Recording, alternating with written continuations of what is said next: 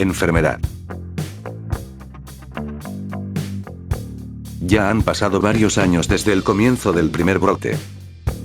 Recuerdo que iba camino al trabajo, todo transcurría normal o eso pensaba en ese momento. Cuando llegué a la oficina, escuché a algunos compañeros comentar sobre varios contagios que estaban ocurriendo en Europa Central y parte de Asia. Algunos países estaban tomando medidas de restricción, tanto a mercancías así como a extranjeros, lo cual no eran buenas noticias. De regreso a casa las calles estaban parcialmente vacías. Durante el viaje en metro nuevamente escuché a un grupo de jóvenes platicar sobre el mismo tema, reír y hacer bromas sobre el fin de los tiempos. Intrigado quise investigar sobre dicha enfermedad. Revisé las noticias en Facebook, la OMS decía que no era de gravedad la infección, que teníamos que estar tranquilos y que no alarmarnos. Mentira, la situación de cierre de fronteras y aduanas no es buena señal, dicen que solo se contagia por compartir fluidos, que no hay motivos para entrar en pánico, solo era un resfriado común, nada de gravedad, ya que no se contagia por el aire. Llegando a casa, lo primero que hice fue abrir YouTube, para saber en verdad de qué trataba. Varios canales eran alarmistas, pero algunos decían datos reales de dichos contagios. Algunos defendían la información de la OMS, otros la negaban y los llamaban vendidos. Uno de ellos hablaba sobre lo preocupante que esto era para la cuestión económica global. La enfermedad era parecida a la gripe común, lo cual concuerda por lo dicho por la OMS, salvo que omitieron algunos datos, por ejemplo la fiebre de 40 grados y los escalofríos intensos y alucinaciones causadas por la fiebre, las cuales llevaban al infectado a ser violento o encerrarse en lugares oscuros. En verdad no sabíamos lo que estaba por suceder. Agradezco no tener hijos o esposa, después de 4 semanas de los contagios en Europa y Asia. En Estados Unidos, México y Canadá llegaron los primeros casos. En México fue por un extranjero que regresó de China Central, para ver a su familia. Realizó un viaje en taxi, sin mascarilla, ni medidas sanitarias. A pesar de que el gobierno chino ya había instado a su población a utilizar mascarilla. Argentina, Brasil y Colombia tuvieron sus primeros contagios 6 semanas después de los brotes en Europa. China se defendía de los ataques mediáticos de Estados Unidos. Alegaba que esto era un ataque bioquímico en contra de su población. Rusia respaldaba las palabras de China.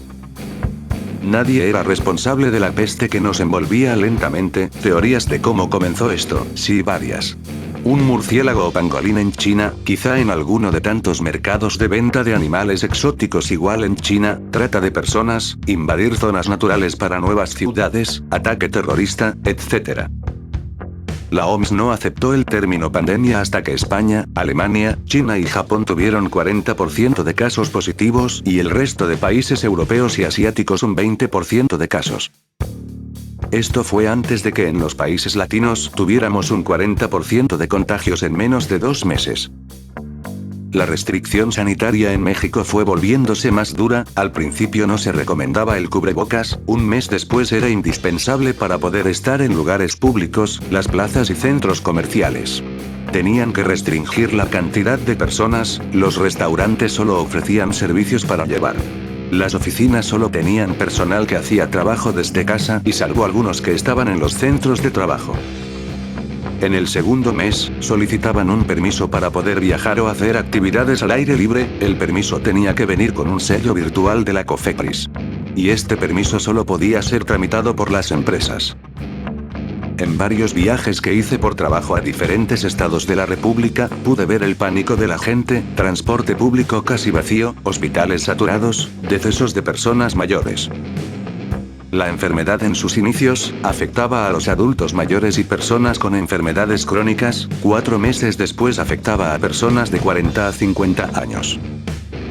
En internet circulaban vídeos de personas fallecidas por esta enfermedad, las cuales fueron encontradas en sus casas, con todas las cortinas cerradas, totalmente a oscuras. Y algunos brotes saliendo de sus fosas nasales, así como de sus oídos, ojos y boca. El más perturbador, fue encontrado en China, tenía la parte superior de la frente destrozada y emergían unas placas amarillentas de su interior. Nunca se encontró al paciente cero. La OMS decía que al principio de las infecciones solo se trataba de una gripe y eso dificultaba el saber dónde se originó realmente la enfermedad. Los nuevos datos fueron reconocidos, medio año después del inicio de los contagios, se recomendaba que al tener síntomas, ir al centro de salud con mascarilla. Y esperar a ser atendido. Al vivir en países de tercer mundo, o en vías de desarrollo, las instancias de salud fueron rápidamente superadas, tanto es así que la gente al ver que tenía que tardar horas para ser atendido se iba.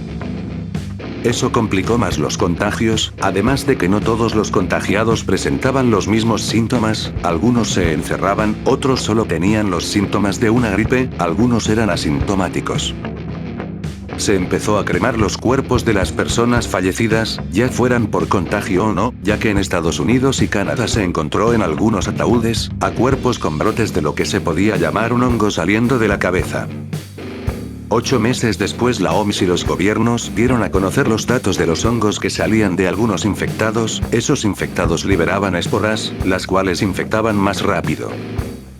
Esta fue llamada la variante CVX1, 3 meses después tuvimos las variantes CVX2 y CVX3, las cuales eran más infecciosas, pero menos letales.